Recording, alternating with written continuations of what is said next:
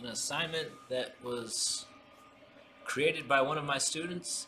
They wanted to do color mixing and figure drawing, so we're going to do a figure filled with a galaxy style paint job floating in a field of blended colors. So let's get to it. First thing we have to do is draw a figure. So we're going to start by drawing a figure. A figure is a person. This person does not need a lot of details, but you do need to know how to draw a person, and it will look more interesting if that person is in some type of pose and not just standing. So think of what kind of pose you want and then go for it. So let's see. I think I'm going to go for a Zen-like pose. Someone's seated with their legs crossed. Maybe they're doing some kind of yoga with they're doing the whole Om pose here. So when you draw people, it's helpful to understand how they're put together. So you have your head, you have your upper body, your chest, your stomach, and then we have our hips and our legs, knees, lower leg, leg, knee, lower leg, ankle, ankle, foot, foot, shoulder, shoulder, upper arm, elbow, elbow, lower arm, wrist, and then our fingers. So we have a lot of places where we can bend. All of these places, especially where there's circles, and our neck, these are all places that are jointed that can bend, and our feet as well, and our toes. So once I understand that this is my basic figure, and that to make a person I just need to fill in around that, I can bend that person at any of these joints. So a seated person, it's going to take some figuring out. So let me turn to a new page. And I'm going to turn my paper this way so I can maximize my paper. So I want my head here, my body is going to be about here, and I'm not going to be bent at my body, but I will be bending at my shoulders. So I want my hands going down and out, down and out. And I want my legs, so I'm seated, to be going out and coming back across. My feet crossing. Now I want to try to center it all. So I need to get this balanced out.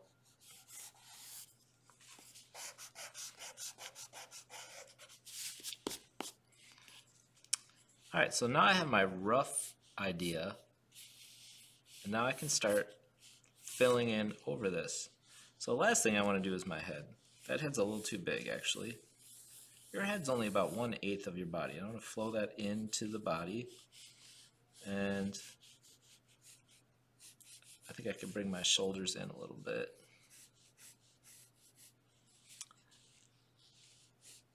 And these arms go, my upper arm goes down. And I'm trying to think if when I sit like that, do my elbows rest on my knee? Take some figuring out. Since I can't do anything about that right now, I'm going to have my hands resting on my knees. So I need to put this down more. I need to turn this over so I can get my scale a little better. So you see all the sketching I'm doing right now? I'm trying to get this right. This is actually going to just be an empty space. So I'm going to get my hand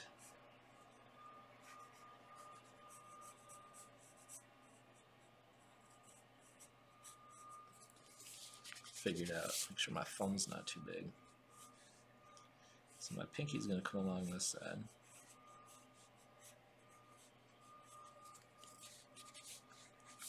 This will be like this will be the palm of my hand here.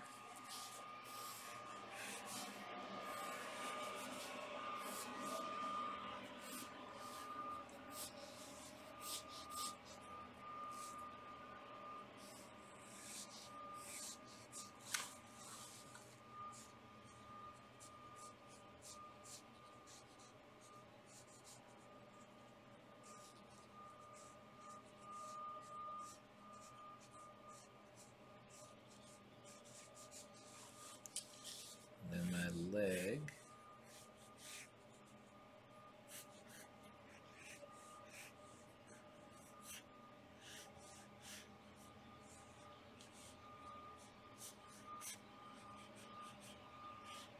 Go with this kind of diamond in between my legs.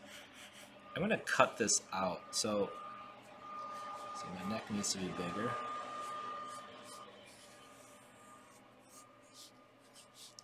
Put some ears on there, add some volume of hair here.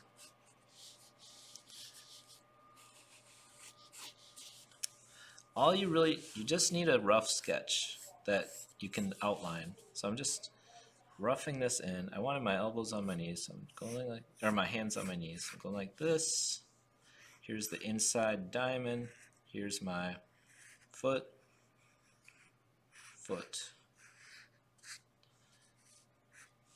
Not a lot of, no detail in here.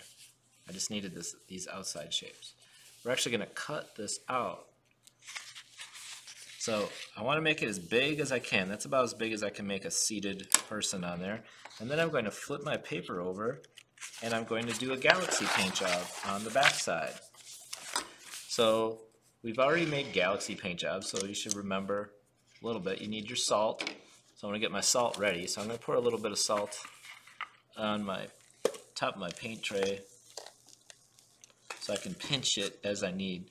And then I'm going to just start using my red, purple, blue, and black to fill in my galaxy.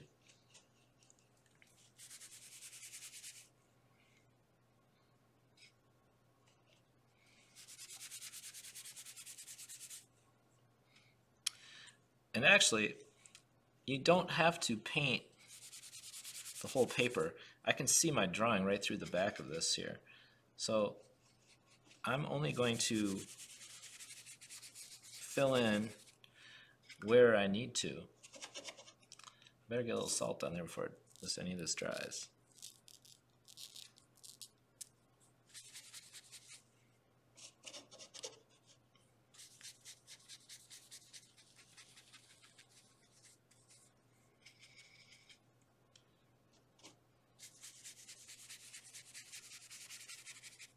Don't paint into salt. So if you put salt down somewhere, don't add any more color to that. Just put it where it's fresh. All right, I'm going to grab some black, so I need to make sure my brush is clean.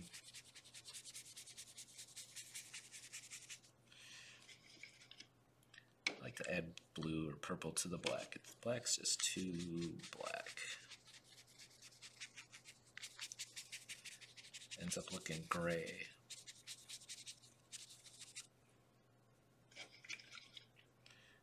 Go back to my red, make sure my brush is really clean.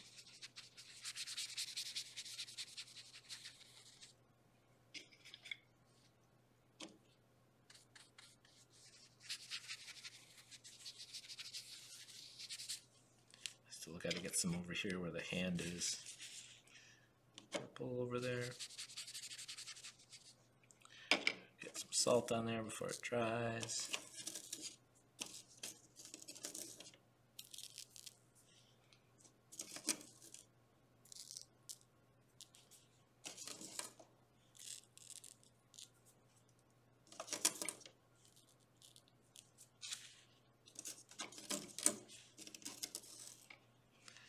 Now if you have a salt shaker, that works even better. So you can just shake it on. Alright, so that's on the back. Here's the front. I'm going to hold it up to the light and see. Oh yeah, I missed this hand over here. So I need to spread that paint a little bit. And I'll put a touch of red in there. Alright, so I'm going to let that dry. And carefully tear it out. So now you can go on to the next part. Color blend. So we're going to cut that out and actually glue it to our color blend. So we want to play around with some color blending. So everyone likes mixing colors with their paint. You want to do something cool. So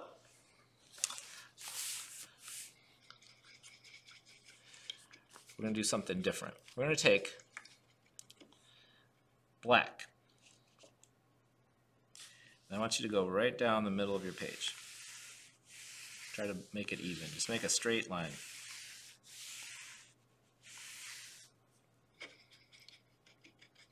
Rinse your brush out really good. Now, I want you to start with each color. So let's start with the darkest color we have. We're not going to use brown, so let's start with violet or purple. Go over, don't go on the black, I want you to go kind of far from the black and slowly color into the black in a straight line. And go right through it.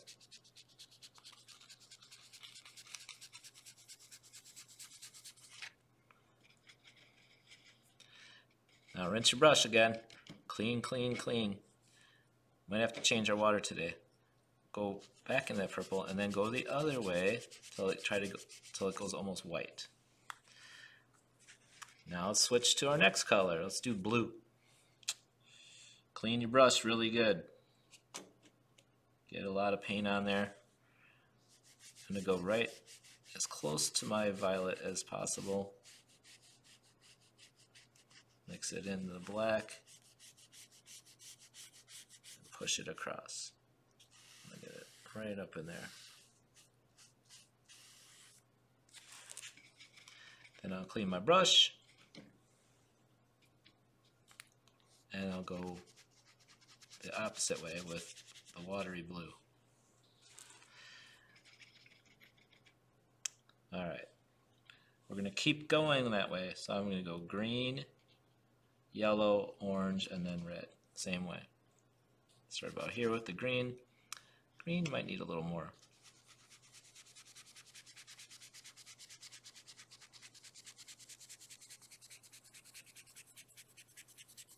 Now if the black dries out before you can get to it, so it's starting to dry up, add more fresh black paint to the bottom section.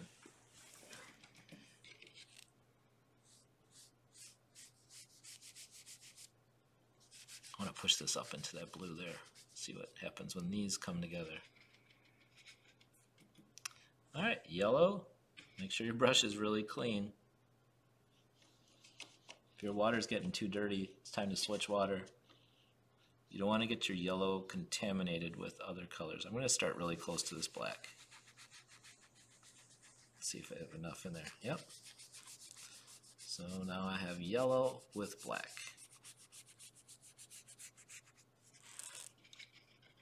Get some more yellow to go the opposite way.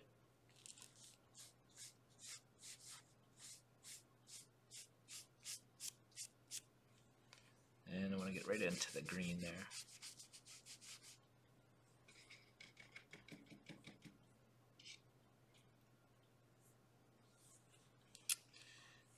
Alright, ready for orange?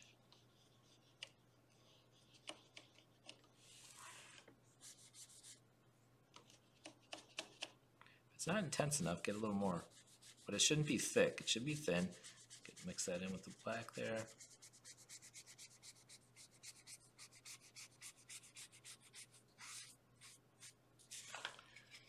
Some more orange. And blend it the other way. Try to get it thin, mix into that yellow a little bit. And last, my red.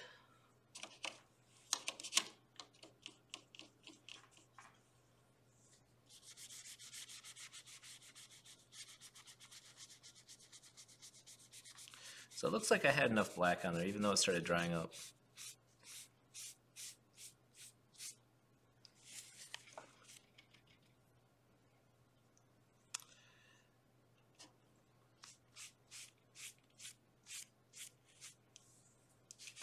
In there.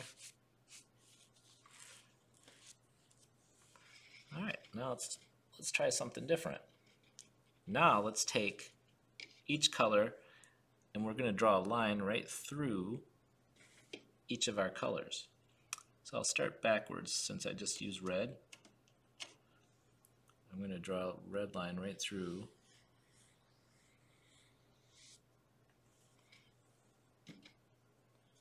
Now it's time for orange.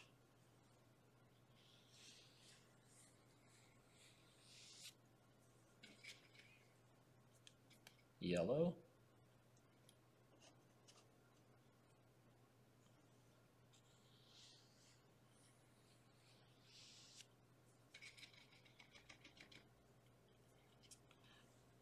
Green.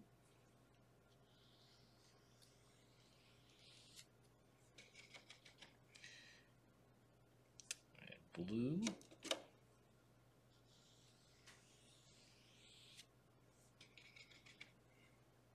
And violet.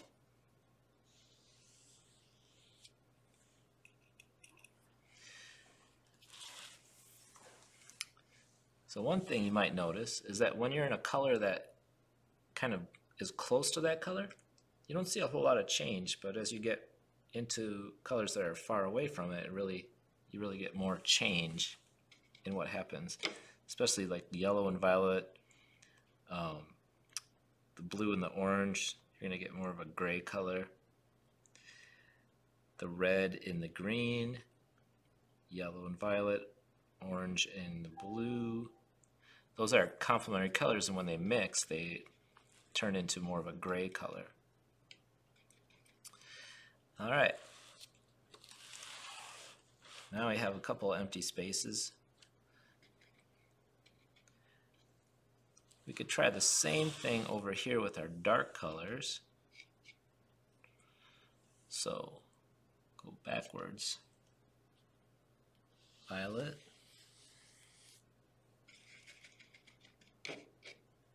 Blue.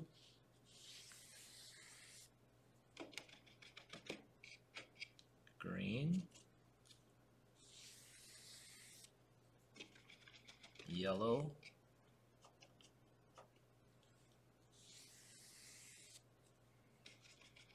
Orange.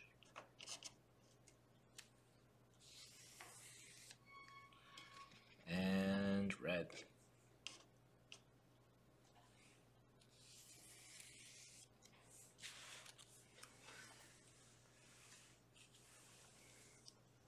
So the more these watercolors are transparent. That means they'll let other colors show through. But when they dry, they also are somewhat opaque. Opaque means they cover it up and you can't see the color through. So over here where it was drier, I could actually go through and cover it with a fresh color.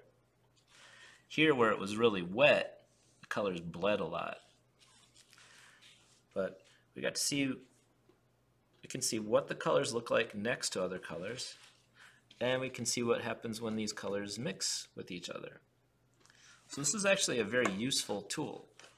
I can see what happens when I add black to every color and how it looks as it's faded out. Because sometimes when you mix a color, it's too intense to tell how it really looks. So like right here, it's so dark, and then as it lightens up, you can see, well, that is purple, but it's very murky purple. And all of these colors have a place. They're not, everyone likes to say that's a yucky color, but there's always a place for a yucky color. And you can see how little black, this black was just a stripe of black. I put hardly any black there. And see how strong that black is? And it turned all these colors dark. And that's why I always tell kids not to use black until the very end, because it is so strong. But if you want to mix a color to make it a new color, like one of these colors, mix it separately on your paint tray. So that's our color blending. We're going to cut out our galaxy person. Let's see, mine's still not dry. And we're going to attach it to right over our color blending. If you want to,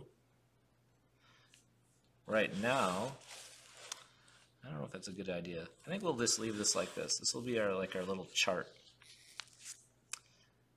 All right, that's it. Thanks, third graders, for coming up with another interesting idea. And I'll see you next time.